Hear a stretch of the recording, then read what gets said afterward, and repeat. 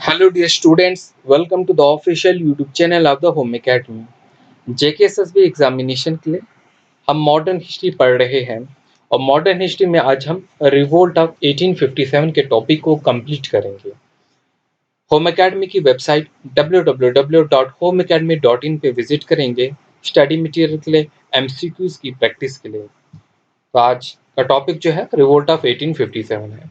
तो वो स्टूडेंट जो अभी तक हमारे से जुड़े नहीं हैं, हमारे व्हाट्सएप ग्रुप से नहीं जुड़े हैं, तो ये आपके सामने देखिए नंबर है, आप इस पे जो है मैसेज कर सकते हैं और व्हाट्सएप पे जो है जुड़ सकते हैं। या बेटर है कि आप टेलीग्राम अगर ज्वाइन करेंगे, बट वही स्टूडेंट ज्वाइन करना जो बाद में जो है लीव नहीं करना चाहता है। आज का टॉपिक हमारा रहेगा रिवोल्ट ऑफ 1857। देखिए पहले भी पढ़ चुके हैं रिवोल्ट ऑफ 1857। थोड़ा सा मैं यहाँ पर रिवाइज कर देता हूँ कि रिवोल्ट ऑफ 1857 को जो है फर्स्ट वार ऑफ इंडिपेंडेंस भी कहा जाता है और म्यूटिनी ऑफ द सिपाही भी कहा जाता है। ऐसे भी जनरली क्वेश्चन जो है पूछा जाता है। तो आज हम इसे डिटेल में जो है पढ़ने वाले हैं एग्जामिनेशन पॉइंट ऑफ व्यू से। रिवोल्ट ऑफ 1857, देखिए जब इंडिया जो था, हमने पढ़ा था एडवेंट ऑफ द यूरोपियंस में कि इंडिया जो है वो ब्रिटिश की जो है वो एक कॉलोनी बन चुका था। ब्रिटिश का जो है यहाँ पर राज था।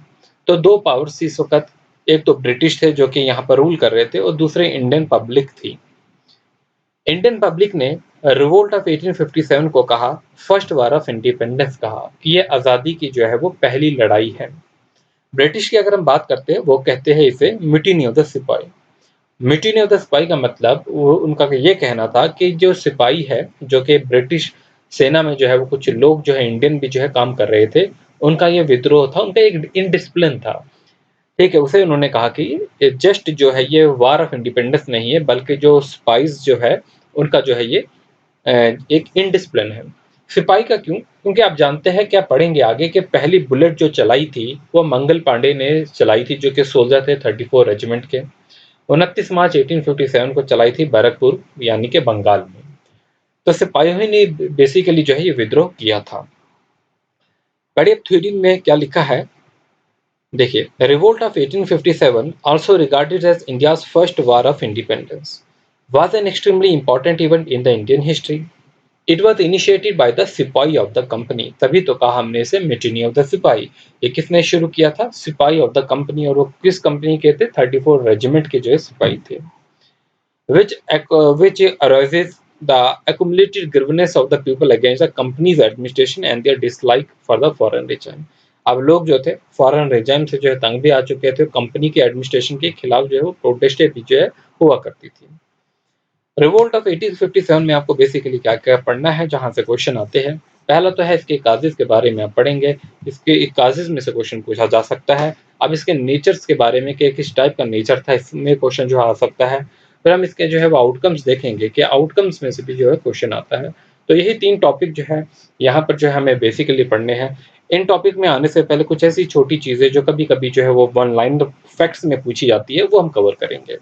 जैसे कि स्ट्रैटेजी जो रिवोल्ट की बनाई गई थी वो किसने बनाई थी?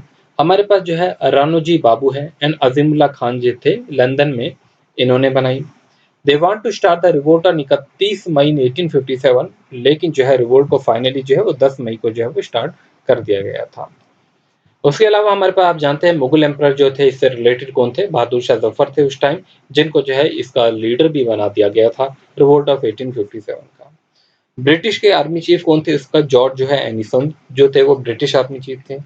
जनरल ऑफ इंडिया की बात करेंगे तो लॉर्ड डलहौसी थे। तो लॉर्ड डलहौसी जो 1848 से 56 तक रहे, लेकिन उसके बाद जो है लॉर्ड कैनिंग जो है वो आते हैं।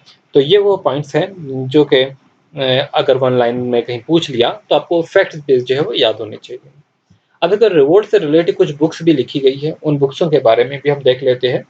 वो पहली बुक जो है 1857 के ही नाम से लिखी गई है और वो बुक जो है एस.एन. सेन ने लिखी है। फिर दूसरी बुक है, बहुत बार एग्जामिनेशन में आया है कि फर्स्ट वार ऑफ इंडिपेंडेंस जो बुक है ये किसने लिखी है? तो ये लिखने वाले थे वी.डी. सावरकर। फिर एक और बुक है द सिपाही mutiny and the rebellion of 1857, और ये बुक लिखने वाले हैं आर.सी. मजूमदार। नेक्स्ट बुक है poverty and British rule in India, और ये बुक लिखने वाले हैं दादा भाई नारोजी। दादा भाई नारोजी हैं। अब हम बात करने वाले हैं काजेज ऑफ द रिवोल्ट। देखिए पहले तो मैं आपको बात कर देता हूं जो काजेज थे रिवोल्ट के, वो क्या था बहुत से काज़िज़ थे, जैसे आपने देखा एक पॉलिटिकल काज़िज़ था। पॉलिटिकल काज़िज़ क्या था कि ब्रिटिश जो थे उस टाइम जो थे इंट्रोडक्शन उन्होंने किया था डॉक्ट्रिन ऑफ द लैब्स का। 1848 में जो है वो लेके आए थे डॉक्ट्रिन ऑफ द लैब्स। मतलब ये जो है कि एडॉप्टेड सन अगर होता है वो रूलर नहीं बन पाएगा। दूसरा पॉइंट याद रखेंगे कि ये लॉर्ड डलहौसी के टाइम पे आया था। चलिए देख ही लेते हैं यहाँ पर क्या लिखा है, उसी के मुताबिक हम पढ़ेंगे। काजिस ऑफ 1857 का रिवोल्ट जो था, पहला जो था introduction of the doctrine of the labs. अभी मैंने कहा कि डॉक्ट्राइन ऑफ द लैब्स में क्या था कि एडॉप्टेड सन जो है वो रूलर नहीं बन सकता था, और इसके तहत जो है ब्रिटिश ने जो है बहुत से इंडियन प्रोविंसेस को जो है कैप्चर करने की कोशिश की थी, और बहुत हद तक जो है वो कामयाब भी हुए। बहुत से ऐसे जो है इलाके थे, जैसे अवध था, ठीक है, और भी बहुत से ऐसे इलाके थे जिनको जो है वो फाइनली जो है वो कैप्चर कर चुके थे। अब यहाँ पर देखिए provinces captured by the Dalhousie under the doctrine of the labs. अब देखिए जो ब्लू में लिखा है इसे आप पढ़िए एक बार, कि the last major extension of the British Indian territory took place during the time of the Dalhousie. मतलब डलहौसी के ही टाइम में जो है मेजर एक्सटेंशन हुआ था, ब्रिटिश ने जो अपनी टेरिटरी इंडिया में जो है बढ़ाई थी, अपना कंट्रोल बढ़ाया था, वो लॉर्ड डलहौसी के टाइम में ही हुआ है। 1848 में जो है ये लेके आए थे। अब देखिए मैंने नोट्स में यहाँ पर जो है वो मेंशन नहीं किया 1848 डॉक्टर ऑफ द लैब्स, लेकिन मैं इसे अब जो है एडिट करके जो है ठीक कर दूंगा। अब देखिए डलहौसी जो है उन्होंने अनाउंस किया 1849 में। 1849 में जो है वो क्या अनाउंस करते हैं कि जो सक्सेसर होंगे बहादुर शाह जफर के, वो रूलर नहीं बनेंगे, और कहा गया था कि बहादुर शाह जफर को कि आप जो है यहाँ से जो है लीव कीजिए। जो सक्सेसर थे बहादुर शाह जफर के, उनको कहा गया कि आप जो है इस रेड फोर्ट से जो है लाल किले से जो है बाहर निकल लिए। ठीक है, तो उनके जो है वो भी कोई भी सक्सेसर जो है वो जो है वो रूलर नहीं बन पाए। दूसरी बात जो थी, नाना साहिब जो थे, नाना साहिब जो थे was refuse to get pension. उनको पेंशन देना जो है इन्होंने बंद कर दी, क्योंकि वे अडॉप्टेड सन थे पेशवा बाजीराव सेकंड के। अब डॉक्टर ऑफ द लैब्स के तहत जो है अगर कोई अडॉप्टेड सन होता था वो रूलर नहीं बन पाता। फिर हम बात करेंगे इसके अलावा भी बहुत से जो है वो काजेज थे रिवोल्ट के, जैसे कि introduction of the heavy taxes था। बहुत ज़्यादा टैक्स लगाया करते थे। इंडियन सोल्जर को जो है लो सैलरी दी जाती थी, ठीक है, उनको प्रमोशन नहीं दी जाती थी। रेसिज्म जो था, वो नस्लवाद जो था वो बहुत ज़्यादा था। इंडियन सोल्जर को जो है वो रेसिकली जो है वो डिस्क्रिमिनेट करते थे। अगर किसी भी सोल्जर की डेथ हो जाती थी उसके बाद उसकी फैमिली को जो है कंपनसेशन नहीं दिया जाता था। और फिर जो है कुछ ऐसे रिलीजियस इश्यूज थे, जैसे कि abolition of the Sati practice जो इंडियन कल्चर में थी, उसे जो है एबॉलिश किया था 1829 में विलियम बेंटिक ने। उसके खिलाफ भी काफ़ी ज़्यादा लोग थे। चलिए देख लेते हैं वो कौन कौन से जो है political, military, religious, economic and social causes थे। अब हम मिलिट्री कॉजेज के बारे में देखेंगे, यानी कि मिलिट्री डिस्क्रिमिनेशन के बारे में। इंडियन सोल्जर जो थे वर पेड लो सैलरी। इंडियन सोल्जर को कम तनख्वाह दी जाती थी। जैसे कि आज जो है कोई भी आप एग्जामिनेशन जो है वो पास करेंगे और उसके बाद आपकी जॉब लगेगी, सभी को जो है सेम सैलरी, सेम ग्रेड की जो है पे मिलेगी। लेकिन तब क्या होता था कि इंडियन सोल्जर को जो है सेम पोस्ट पे अगर वो काम कर रहे होते थे, उन्हें जो है सैलरी कम दी जाती थी, और जो है अगर उन्हें प्रमोशन जो दी जाती थी वो सूबेदार तक बन सकते थे। इससे ज़्यादा जो है बड़ा ओहदा जो है उन्हें नहीं मिलता था। मतलब प्रमोशन भी नहीं, वो सैलरी भी जो है वो कम दी जाती थी। दूसरी बात है रिलीजियस डिस्क्रिमिनेशन। तो आप जानते हैं कि इंडियन में जो है कितना ज़्यादा जो है रिलीजन्स को जो है लेके जो है वो इश्यूज रहते हैं। तो ब्रिटिश ने कुछ सोशल रिफॉर्म जो है, अच्छे ही रिफॉर्म जो है वो लेके आए थे, जैसे कि विडोज रीमैरिज एक्ट जो है वो 1856 में जो है लेके आए। लेकिन लोगों को जो है ये पसंद नहीं आया। एबोलिशन ऑफ द सती, कि अगर कोई पति मर जाता है उसकी पत्नी को जो उसके साथ ही चलाया जाता है, ये जो है प्रैक्टिस थी इंडियन कल्चर में, और जो है ये भी लोगों को पसंद नहीं आई कि ये सोच रहे थे कि हमारे रिलीजन के साथ जो है वो भेदभाव। और फिर जो है स्कूल जो है एजुकेशन फॉर गर्ल्स जो है वो शुरू करना चाहा। तो विलियम बेंटिक ने 1829 में ये सारी चीज़ें जो है करना चाही, लेकिन जो है लोगों को ये पसंद नहीं आई। फिर हम बात करते हैं कुछ इकोनॉमिक जो है ग्रीवेंसेस भी थे। अब जानते हैं कि हैवी टैक्स जो है वो लिया जाता था इंडियन से। डिस्क्रिमिनेटरी टैरिफ पॉलिसी जो थी, इंडियन प्रोडक्ट्स पे जो है टैरिफ लगाया जाता था। तो मतलब जो लोकल जो ट्रेडिशनल जो हैंडीक्राफ्ट था, वो इंडस्ट्री जो है वो आहिस्ता आहिस्ता जो है वो भी जो है लॉस में जा रही थी। तो ये वो कुछ काजेज थे।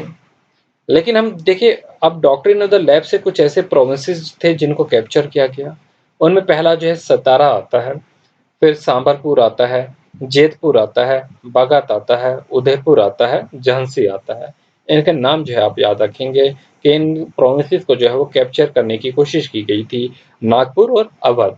तो ये वो प्रोविंसेस थे जिनको जो है ब्रिटिश ने जो है वो अपनी जो है टेरिटरी में जो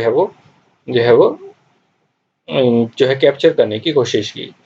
अब फाइनली जो इम्पोर्टेंट चीज़ है वो ये है कि इमीडिएट काजेज़ जो है वो रिवोल्ट का क्या था। आप जानते हैं ब्रिटिश जो है उस टाइम जो है एक राइफ़ल लेके आए थे जिसका नाम था Enfield rifle.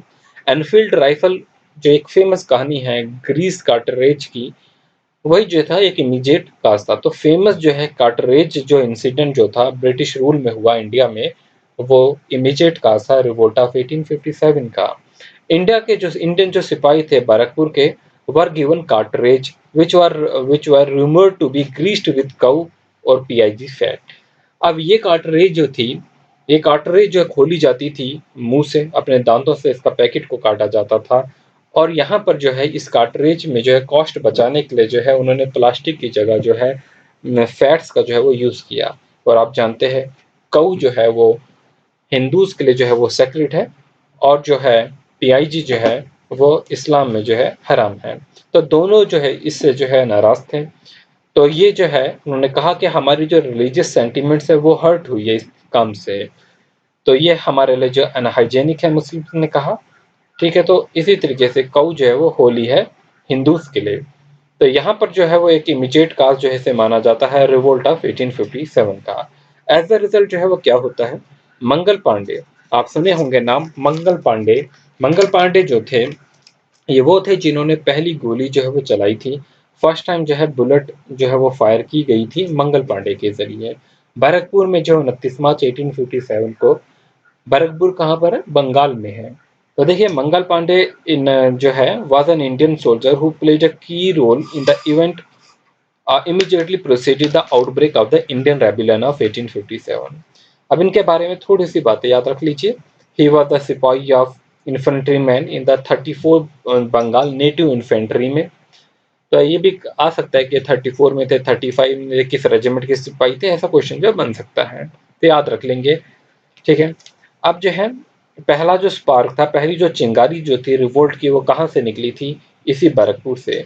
First spark of the revolt of Barrackpore in Bengal where Mangal Pandey kill the British. देखिए मंगल पांडे ने जो अपने ब्रिटिश सीनियर्स को जो है वो गोली मारी थी, और उसके बाद जो है उस पर फायर चलाया था, उसके बाद जो है वो उन्हें जो है बाद में फांसी भी होती है। तो जो है जो है इसके बाद जो है फांसी होती है इनको। तो मई 10 था 1857, 10 मई 1857 को जो 90 सिपाही थे थर्ड नेटिव रेजिमेंट के मीरठ के, उन्होंने रिवोल्ट किया on the issue of the grease cartridge का। याद रखेंगे, third native regiment of Meerut at Meerut revolted on the issue of the grease cartridge. Meerut को मैंने रेड पेन से जो है किया हुआ है, रेड कलर से, मतलब ये इंपॉर्टेंट है, तो इसे आप भूलेंगे नहीं। तो और देखते ही देखते जो है रिवोल्ट ऑफ 1857 जो है फैलता गया दूसरी दूसरी रीजन्स में। तो by the mid of the June revolt was spread in the north India. Revolutionaries declared last Mughal emperors as the leader. आप जानते हैं उस टाइम जो थे बहादुर शाह जो थे, उन्हें जो है जो भी क्रांतिकारी थे उन्होंने बहादुर शाह जफर को अपना जो है वो लीडर चुन लिया, क्योंकि उस टाइम तक जो है लीडर कोई नहीं था, रिवोल्ट चल रहा था, लेकिन एक लीडर के बगैर जो है चीज़ जो है वो नहीं चल सकती। लेकिन क्या आप जानते हैं उस टाइम जो था बहादुर शाह जफर जो थे वो काफ़ी एज्ड थे, तकरीबन 82 साल के थे, 82 ईयर्स के थे। तो बहादुर शाह जफर ने जो है कॉल भी दी march to Delhi. The entire garrison in the Meerut revoluted and raised the slogan Delhi चलो। और बहादुर शाह जफर ने जो है मार्च टू दिल्ली जो है वो स्लोगन जो है वो दिया था। अब देखिए ये जो है रिवोल्ट ऑफ 1857 सक्सेस नहीं हुआ, क्यों नहीं हुआ, इसके बहुत से जो है वो काजेस थे। एक तो देखिए लीडर जो थे वो भी जो है वो एज थे, 82 ईयर्स के अगर लीडर है, और पुअर कोऑर्डिनेशन थी, पुअर क्वालिटी ऑफ वेपन्स थे। और सारी स्टेट जो थी, बहुत सी ऐसी स्टेट थी जैसे कि सिंधिया परिवार ग्वालियर का, फिर जोधपुर के राजा, हैदराबाद के निज़ाम, इन्होंने जो है वो साथ नहीं दिया उस टाइम लोगों का। तो आप देखेंगे कि रिवोल्ट को जो है वो सुप्रेस कर लिया ब्रिटिश ने इजीली। तो British suppress the revolt of 1857। कैसे किया? लैक ऑफ इफेक्टिव लीडरशिप थी। बहादुर शाह जफर काफी एज थे, 82 ईयर्स के थे, मतलब तो उतने इफेक्टिव लीडर नहीं हो सकते थे। पुअर कोऑर्डिनेशन था, लोगों में आपस में जो कोऑर्डिनेशन उतना ज्यादा नहीं था। सम जो लोकल रूलर थे, जैसे कि सिंधिया ऑफ ग्वालियर के जो सिंधिया थे, होलकर ऑफ इंदौर थे, निजाम ऑफ हैदराबाद थे, राजा ऑफ जोधपुर थे, नवाब ऑफ भोपाल थे, और रूलर थे पटियाला के, सिंध के, कश्मीर के, और राणा ऑफ नेपाल थे। इन्होंने क्या काम किया? इन्होंने एक्टिव सपोर्ट दी, किसे? ब्रिटिश को जो है इन्होंने सपोर्ट दी। इन्होंने जो है रिवोल्ट ऑफ 1857 में जो है रेवोल्यूशनरीज को सपोर्ट नहीं दी, बल्कि इनके बिल मुताबिक जो है किन्हें सपोर्ट दी? ब्रिटिश को जो है सपोर्ट दी। मिलिट्री इक्विपमेंट की अगर हम बात करते हैं, बहुत ही इंफीरियर क्वालिटी के जो थे, लैक ऑफ इफेक्टिव लीडरशिप थे। मॉडर्न इंटेलिजेंट जो इंडियंस थे, उन्होंने भी जो है इसे सपोर्ट नहीं दिया। तो नेचुरल सी बात है कि जब पुअर कोऑर्डिनेशन है, लोकल जो है वो स्पोर्ट्स नहीं दे रहे हैं, तो रिवोल्ट में भी जो है सक्सेस नहीं मिलेगी। तो आप देखेंगे सेंटर ऑफ द रिवोल्ट्स की अगर मैं बात करता हूँ, और रिवोल्ट के बहुत से सेंटर थे जहाँ से क्वेश्चन जो पूछा जाता है, जैसे कि रिवोल्ट के सेंटर है और लीडर्स जो है इनके कौन से हैं और इनको सुप्रेस किसने किया। तो मैंने एक ही पैराग्राफ में सारी चीज़ों को जो है कवर कर दिया है। अब देखिए, कलर चेंज करके जो है आपको दिखाता हूँ। सेंटर ऑफ द रिवोल्ट की अगर हम बात करते हैं, तो यहाँ पर लीडर्स ऑफ द रिवोल्ट है और सुप्रेशन कैसे हुआ रिवोल्ट का। पहली बात है दिल्ली। दिल्ली में बहादुर शाह जफर थे और रिवोल्ट के लीडर और जनरल बख्त खान थे। इस रिवोल्ट को सुप्रेस करने वाले निकोलसन एंड हडसन थे। कानपुर की अगर हम बात करते हैं, कानपुर में जो थे नाना साहिब थे, तांतिया तोपे थे। और इसी तरीके से अगर हम बात करेंगे, सॉरी, कानपुर में जो है नाना साहब थे, तांतिया तोपे थे, अजीमुल्ला खान थे। इस रिवोल्ट को सुप्रेस करने वाले जो थे कॉलिन कैंपेबल थे। दिल्ली में निकोलसन एंड हडसन ने किया था। और दिल्ली के अलावा जो है निकोलसन एंड हडसन ने जो है एक और जगह सुप्रेस किया है, और वो है अंबाला। तो दिल्ली और अंबाला में आप याद रखेंगे निकोलसन एंड हडसन ने किया था। ज्यादातर जो है कैंपबल, कॉलिन एंड कैंपबल का पढ़ेंगे। कानपुर की चाहे बात करूं, लखनऊ की बात करूं, मैं झांसी की बात करूं, मेरठ की बात करूंगा, तो यहाँ पर हमारे पास इन चारों जगहों पे जो है कॉलिन एंड कैंपबल जो थे, जिन्होंने रिवोल्ट को सुप्रेस किया था। लखनऊ में रिवोल्ट के लीडर थे जैसे कि बेगम हजरत महल थी, मौलवी अहमदुल्लाह फैजाबाद थे, झांसी में रानी लक्ष्मीबाई थी, मेरठ में कदम सिंह थे, फिर लियाकत अली इलाहाबाद में थे, जिसके सुप्रेस करने वाले कैप्टन नेल थे। आगे हम फैजाबाद का देखेंगे। ऊपर मैंने फैजाबाद का यहाँ पर लिखा था, मौलवी अहमदुल्लाह फैजाबाद, ये लखनऊ में थे। लेकिन अगर हम फैजाबाद का खुद से देखेंगे तो मौलवी अब्दुल्लाह थे, और यहाँ पर सुप्रेस करने वाले जनरल रिनार्ड थे। लेकिन बहुत से मैंने ऐसे नहीं भी लिखे, जैसे बिजनौर थे, बिजनौर में मोहम्मद खान थे। मुरादाबाद की बात करूंगा, मोहम्मद अली खान थे। उड़ीसा में थे उज्जवल शाही थे, सुरिंदर शाही थे। हिमाचल में राजा प्रताप सिंह थे। बिहार में कन्वर सिंह थे, अमर सिंह थे, रिवोल्ट के लीडर। ठीक है, तो यह इंपॉर्टेंट है। अच्छा, झांसी है, झांसी में कॉलिन कैंपबल थे, और कहीं कहीं आप देखेंगे बुक पे यहाँ पर जो है हुगरोस का लिखा हुआ है, तो मैं यहाँ पर जो है हुगरोस भी कर दूंगा, एडिट करके इसे ठीक कर दूंगा। हुगरोस भी जो है बहुत सी आप बुक्स में आप देखेंगे। आगे चलते हुए हम देखेंगे, अब ये जो लीडर्स है जो रिवोल्ट कर रहे थे, बगावत कर रहे थे उस टाइम, तो इनका जो है अंजाम क्या हुआ। सबसे पहले जो इनके रिवोल्ट के लीडर जो थे वो बहादुर शाह जफर थे, और आप जानते हैं बहादुर शाह जफर को जो है अरेस्ट कर दिया गया। उस टाइम भी जो है कितने एज के थे? 82 ईयर्स के थे, और इन्हें अरेस्ट कर दिया गया और इन्हें जो है जेल में भेज दिया गया। इन्हें अरेस्ट करने की डेट थी 12 मई 1857 में।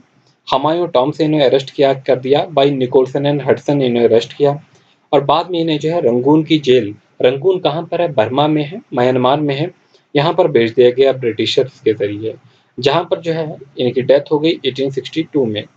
अब बहादुर शाह जफर के जो भी बच्चे थे, इनका बेटा जो था, उन्हें जो है वो गोली मार दी इन्हें अंग्रेजों ने, और जो है इन्हें इनकी जो है वो डेथ हो गई। स्टूडेंट्स, नीचे जो है लिंक दिया गया है हमारी वेबसाइट का, इसे ज्वाइन कीजिए। हमारा फेसबुक पेज है, उसे ज्वाइन कीजिए। एग्जामिनेशन की इंफोग्राफिक जो है इंस्टाग्राम पे आती है, उसे भी ज्वाइन कीजिए। अब देखिए, यहाँ पर बात करने वाले हैं नाना साहिब की। नाना साहिब भी जो थे वो लीडर थे। नाना साहिब फाइनली जो है वो जो है नेपाल चले गए। नाना साहिब जो है एस्केप टू नेपाल। बहादुर शाह जफर के 2 बेटों को जो है गोली मार दी गई थी और 1862 में जो है ये इनकी डेथ हुई थी। मैंने अभी आपको ऊपर कहा तो याद रखेंगे।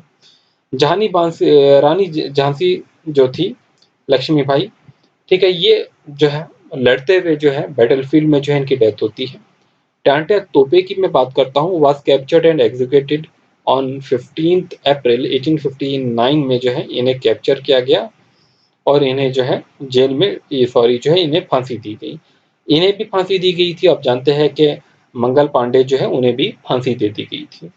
रिवोल्ट ऑफ 1857 जो थी, अच्छा, बेगम हजरत महल भी जो थी वो भी नाना साहब के साथ जो है वो नेपाल चली गई थी।